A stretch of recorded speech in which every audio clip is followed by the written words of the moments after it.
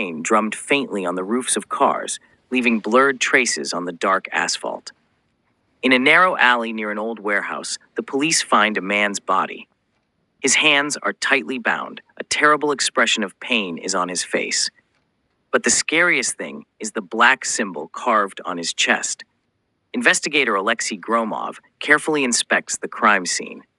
He has been working in the criminal department for 15 years, but he has never seen a case like this.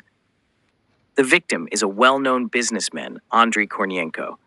No signs of a struggle, no obvious motives. Only one clue is a mysterious symbol that leads to a long-forgotten story. A week later, another man disappears, a young journalist who investigated financial fraud in a large company.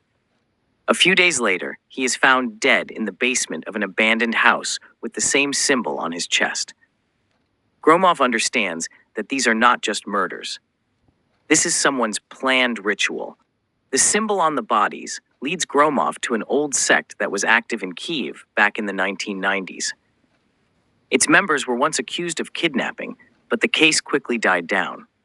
One of its leaders has gone missing, and the investigator begins to suspect that someone has decided to revive the old traditions. Lawyer Ihor Danilyuk, who represented the interests of several businessmen connected with corruption, is among the deceased acquaintances. His behavior is suspicious, but Gromov does not have enough evidence. He decides to play a dangerous game, track down Igor himself. Soon, another person disappears, a young girl who witnessed the first murder. Gromov knows that he has little time. He finds a connection between the victims. All of them were connected to a large financial scam 20 years ago. The last clue leads him to an abandoned sanatorium on the outskirts of the city. There he finds Igor performing a creepy ritual.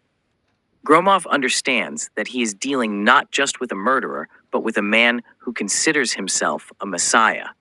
Gromov stops Danilyuk, but the answers remain undisclosed.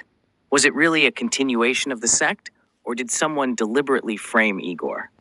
And most importantly, is this the end or just the beginning of a new horror?